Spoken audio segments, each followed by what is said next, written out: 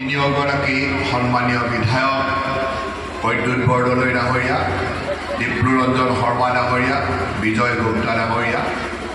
আমাৰ মাজত উপস্থিত থকা মেয়ৰ, ডেপুটি মেয়ৰ, জিলা পৰিষদৰ সন্মানীয় সভানেত্ৰীকে প্ৰমুখ কৰি বিভাগৰ শীৰ্ষ বিষয়াসকল আৰু আজি এই অনুষ্ঠানত উপস্থিত থকা কামৰূপ জিলা আৰু কামৰূপ মেট্ৰ' জিলাৰ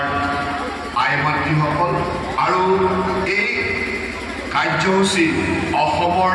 ৩,১০০ স্থানত সুন্দৰভাৱে প্ৰত্যক্ষ কৰি থকা অসমৰ অৰুণোদয় আই মাতৃসকল আৰু উপস্থিত সুধীবৃন্দ,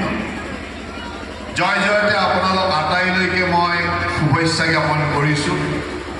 আৰু আজি সঁচাকৈ আনন্দ অনুভৱ কৰিছোঁ যে আমাৰ